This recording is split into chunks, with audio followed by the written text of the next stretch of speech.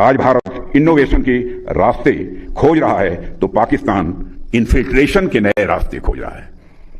Bharat ship design कर रहा है तो पाकिस्तान टेरर डिजाइन में लगा हुआ है। इंडिया भाई बाज आ जाओ तुम। अच्छा, नहीं तो फिर तुम्हें पता है पहले क्या हाल हुआ था। तो अब भी यही होगा, क्योंकि मुसलमान जब डट जाता है तो हर चीज गिरा देगा। पहले तुम लोग जहाज गिरा दिए हैं, ये ना अब तुम्हारा बेड़ा ही गर्क हो जाए। ना बलूचिस्तान अपने कंट्रोल में है, ना खैबर पख्तूनख्वा में हालात ठीक हो रहे हैं। आजाद कश्मीर में लॉन्ग मार्च शुरू हो रहा है। तो इंडियन एजेंट तो मुझे भी कहा गया, मुझे भी इंडियन एजेंट एक दफा नहीं कई दफा कहा गया।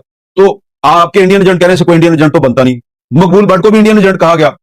मकबूल भट्ट जिसको कि इंडिया ने तिहाड़ जेल में फांसी दे दी, उसको भी इंडियन एजेंट कहा गया। तो ये वाले जो ना इंडियन एजेंट, गद्दार, मुल्क दुश्मन, ये इल्जामात आज की नौजवान नस्ल जो है ना वो इन पर यकीन नहीं करती। हालात ठीक नहीं है पीओजे में। ये इलेक्शन करवा के भी देख लें। जो लोग हैं जॉइंट अवामी एक्शन कमेटी के, जो लोग शायद इलेक्शन में हिस्सा लेना चाहते हैं वो इसलिए नहीं ले पा रहे क्योंकि उसमें ये शर्त है कि आप इलाके पाकिस्तान की शिक पे साइन करें, ओथ लें। तो देखते हैं क्या होता है। ये 2 दिन काफी इंपॉर्टेंट है। ना बलूचिस्तान अपने कंट्रोल में है, ना खैबर पख्तूनख्वा में हालात ठीक हो रहे हैं। आजाद कश्मीर में लॉन्ग मार्च शुरू हो रहा है। खैबर पख्तूनख्वा में पीटीआई स्ट्रीट मूवमेंट कर रही है। पंजाब में लोग सिर्फ इसलिए घरों में बैठे हैं कि जोर और जबरदस्ती से दबा के घरों में बिठाया गया है, वरना पूरा मुल्क सिर्फ नफरत करता है इनसे। ऐसे में टाउटों को एक खबर दी जाती है, हम जरा देखते हैं। Breaking, Kuwait announces a joint defense cooperation agreement between Kuwait and Pakistan. Pakistan now has a strategic mutual defense agreement with Saudi Arabia and a defense cooperation agreement with Kuwait, effectively turning it into a net security stabilizer for the Gulf countries. खबर दी जाती है, मैं आपको दूसरे की भी बता देता हूं। ये लिखता है कि Kuwait announced a defense contract with Pakistan. Pakistan already signed a defense pact with Kingdom. Qatar in discussion to sign a similar deal. Gulf Power Center is shifting and Pak emerging a key player. These deals will help Pakistan establish a military industrial complex. So, इसने एक step आगे बात कर दी है कि Kuwait के साथ साथ कुवैत से भी डील हो गई है दिफाई, और कतर के साथ भी बातचीत जारी है। और पाकिस्तान खित्ते का चौधरी बनने जा रहा है और पाकिस्तान का मिलिट्री इंडस्ट्रियल कॉम्प्लेक्स जो है वो बहुत तरक्की करने वाला है। मेरे पाकिस्तानियों, जिस मुल्क को अपने अंदर के हालात पे कोई कंट्रोल ना हो, वो किसी और को सिक्योरिटी फराहम कर सकता है? हर दूसरे चौथे दिन ऐसी कोई खबर आती है जिससे ये फील गुड फैक्टर क्रिएट करने की कोशिश करते हैं कि शायद अवाम को लगे कि यार बस पाकिस्तान ने पटे चक दिए। लेकिन इसका दूसरा एंगल भी है कि अगर इस तरह की डील्स होना शुरू हो जाती हैं, जैसे पाकिस्तान की पहली जो दिफाई डील थी कि आप पे हमला हम पे हमला, मैंने तब से कहना शुरू कर दिया था कि पाकिस्तान को ये नई जंग में धकेलने की साजिश है। आज भारत इनोवेशन के रास्ते खोज रहा है तो पाकिस्तान इन्फिल्ट्रेशन के नए रास्ते खोज रहा है। भारत शिप डिजाइन कर रहा है तो पाकिस्तान टेरर डिजाइन में लगा हुआ है। भारत स्टार्टअप इकोसिस्टम खड़ा कर रहा है तो पाकिस्तान टेरर इकोसिस्टम खड़ा कर रहा है।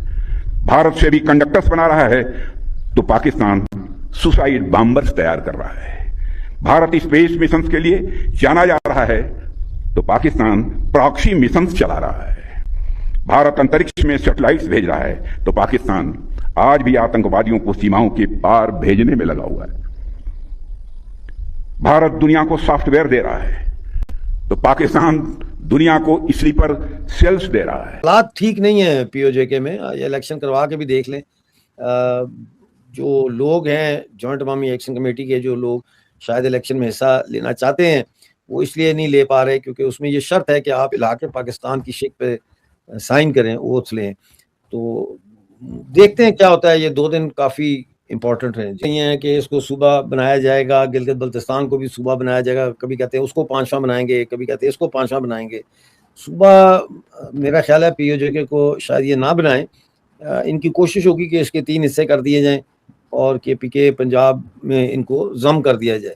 लेकिन अगर ऐसा इन्होंने करने की कोशिश की तो इसका बहुत सख्त रिएक्शन आएगा पाकिस्तानी ऑक्युपाइड जम्मू कश्मीर की जनता की तरफ से, अवाम की तरफ से। तो मेरा ख्याल है ये मुमकिन फिलहाल शायद ना हो, इस तरह का कोई काम ये ना कर सके। लेकिन उस रिएक्शन का क्या होगा? इसलिए कि अभी भी तो बहुत काफी दिन से प्रोटेस्ट चला था और उन्होंने कई डिमांड्स दी थी अपनी 36 से 38 के करीब। तो क्या वो डिमांड्स पूरी कर दी गई हैं? क्या जो उनकी जो प्रोटेस्ट चल रहा था, क्या जनता उसमें से कुछ कर पाई? डिमांड्स मैंने नोट किया कि डिमांड्स हर अल्टीमेटम के साथ शिफ्ट होती रही ना। पहले तो यही डिमांड थी कि 12 सीटें खत्म की जाए, उसके बाद जब मुज़ाकरात की बात हुई और पहला दौर मुज़ाकरात का इस दौरान चला, उसके बाद मुतालबात शिफ्ट हो गए। उन्होंने कहा जी हमारे खिलाफ जो FIRs हैं इनको ख़त्म किया जाए, जो हमारे लोग आपने मारे हैं उनकी लाशें उनके लवाहिकीन को दें, जो लोग मरे हैं उनके घरों को कंपनसेशन दें, जो ज़ख्मी हैं उनको कंपनसेशन दें, और जो जॉइंट अवामी एक्शन कमेटी को जो कालादम करार दिया है, जो बैन किया है, ये बैन उठाएं उसके ऊपर से। समझ नहीं आ रही है क्या हासिल करना चाहते हैं, ना जॉइंट अवामी एक्शन कमेटी वालों की समझ आ रही है, ना पाकिस्तान की समझ आ रही है, बीच में इलेक्शन का रखना डाल दिया। तो देखते हैं क्या है, कोई बड़ा ही कोई होने जा रहा है यहाँ पे। क्योंकि हंगामा तो बहुत था, इन्होंने खाने पीने की चीजें भी रोक दी थी, मेडिसिन भी कहा जा रहा था रास्ता बंद कर दिया है, कोई रिपोर्टिंग भी नहीं हो पा रही थी। एक दो दोस्त तो मेरे गए भी थे जर्नलिस्ट, जिनको एक को तो अरेस्ट कर दिया, दूसरे को वापस भेज दिया, तो इस हद तक तो छुपाया जा रहा था। लेकिन अंदर से जो लोग थे उन्होंने बहरहाल फिर भी काफी हद तक जो है वो खबरें बाहर आई हैं, इंटरनेट भी बंद किया गया, सब कुछ हुआ। तो अभी जो 27 तारीख को इलेक्शन का कह रहे हैं, क्या वो पुरअमन तरीके से हो पाएगा? और जाहिर उनके वोट्स की तो कोई मेरा ख्याल है कि मेजॉरिटी तो बाइकआउट ही करेगी, क्योंकि बाइकआउट की कैंपेन काफी स्ट्रांग जा रही है इस वक्त। तो बहुत कम लोग वोट डालने जाएंगे। जमीनी हालात से बिल्कुल मुख्तलिफ है। नवाज शरीफ की भी जो स्पीच दी है उसने मुजफ्फराबाद में, वो उसका जमीनी हक़ाइक़ से तो दूर दूर का कोई वास्ता ही नहीं है, यू नो। ये जाते कब है? इनको तो कुछ पता वता है नहीं ना। ये लोग इलेक्शन के अलावा तो कभी ये जाते हुए मैंने इनको देखा नहीं कश्मीर, और ना ही ये बलूचिस्तान का रुख करते हैं। इनमें से किसको देखा है आपने कि जो बलूचिस्तान गया? और बलूचिस्तान के हालात भी बहुत खराब है, लेकिन इनमें से किसी ने वहां पे कदम तक नहीं रखा है। ये किस तरह के लीडर है हमारे यहाँ? देखें, ये लीडर हैं बेगाने लीडर।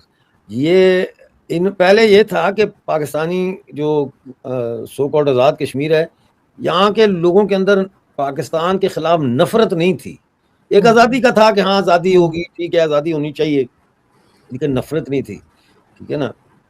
वो अब इन्होंने ये जो कुछ किया है एक्सक्यूज मी, इन्होंने अब वो नफरत के बीज बो दिए।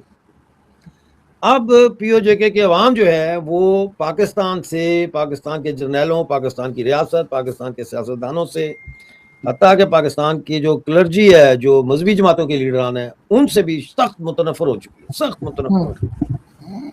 इसको कैसे कंट्रोल करेंगे, ये तो मुझे लगता है बहुत मुश्किल है। हमने तो कहा है कि इनकलाबी काउंसिल बनानी चाहिए रावलाकोट में, धरनों में। जॉइंट अवामी एक्शन कमेटी जो है, इससे अब लीडरशिप को जो है वो ले लेना चाहिए, और यंग यूथ जो है उसको टेक ओवर करना चाहिए इस पूरी मूवमेंट को। इनकलाबी काउंसिल बना के एक मुतवाज़ी गवर्नमेंट का ऐलान करें रावलाकोट में, और उसके बाद ये जो है वो मतलब है दुनिया को कहें कि हम रिकग्नाइज करें हम हैं लेजिटिमेट गवर्नमेंट। और हर शहर में जहाँ जहाँ पाकिस्तान के पुलिस स्टेशन है या सरकारी जो इमारतें हैं, इवन के यूनिवर्सिटीज़ और कॉलेजेस, उन पे भी ये लोकल जो आबादी है नौजवानों की, वो कब्जे करें, ख़त्म करें इस चीज़ को। पोस्ट के रिटायर्ड सजाद हैदर साहब, जिन्हें 1965 की जंग के हवाले से भी याद रखा जाता है, इस्लामाबाद में एक एहतजाज के दौरान सामने आए। उनकी मौजूदगी ने इस बहस को मजीद गहरा कर दिया कि जब रियासत के साबिक एहलकार भी किसी मामले पर एहतजाज करें तो उनके साथ रियासत का रवैया क्या होना चाहिए। रूख ने कई सवालात पैदा किए, सोशल मीडिया पे वीडियोस वायरल रही और एक बड़ी तादाद में लोगों ने उस पर एक रद्द अमल दिया कि एक बुजुर्ग साबिक फौजी अफसर के साथ ऐसा बर्ताव क्यों किया गया। अगर एक ऐसा शख्स जिसने अपनी जवानी मुल्क के दिफा के लिए वक्फ की, बाद अज़ां बतौर शहरी सड़क पर आकर अपना मौक़िफ़ पेश करना चाहा, तो क्या उसके साथ भी ताकत का इस्तेमाल होना चाहिए था? एक तरफ इंडिया में कारगिल विजय दिवस पर रक्षा मंत्री राजनाथ सिंह जी ने दुश्मनों को खड़ा खड़ा सुनाते हुए साफ कह दिया कि आज हमारे देश 65 से 70% डिफेंस इक्विपमेंट खुद अपने घर यानी स्वदेशी तरीके से बना रहा है, जिसमें ब्रह्मोस मिसाइल से लेकर आकाश तीर सिस्टम तक सब शामिल है, और पाकिस्तान को भी सीधा सुधर जाने की वार्निंग दे दी है। वहीं दूसरी तरफ लाइन के उस पार यानी POJK के अंदर हालात एकदम बद से बदतर हो गए। वहां के लोगों ने इलेक्शन को पूरी तरह से रिजेक्ट कर दिया है। वहां ज्वाइंट अवामी एक्शन कमेटी के अंदर जनता सड़कों पर है, क्योंकि महंगाई, बिजली के हेवी बिल्स और अनएम्प्लॉयमेंट ने पहले ही जीना हराम कर रखा है। ऊपर से वहां के इलेक्शन सिस्टम में जो 12 रिजर्व सीट रिफ्यूजी के नाम पर है, और जो कंडीशन है कि कोई भी पाकिस्तान के खिलाफ एक शब्द नहीं बोल सकता, उसने पब्लिक के गुस्से और बढ़ा दिए। लोग कह रहा है कि चुनाव सिर्फ एक धोखा है जिससे इस्लामाबाद अपने कंट्रोल रखना चाहता है और असली मुद्दों से ध्यान भटकाना चाहता है। एक तरफ इंडिया अपनी ताकत स्वदेशी हथियारों और कारगिल के वीर जवानों के शौर्य का दम दिखा रहा है, और दूसरी तरफ पीओजे के लोग अपने ही देश के राइगढ़ सिस्टम और इस्लामाबाद से जादिकियों से तंग आकर, जिहादियों से तंग आकर इलेक्शन प्रोसेस को लात मार वहां की आम जनता का सिस्टम से भरोसा उतर चुका है और वो बस अपनी बेसिक हक के लिए आगे बढ़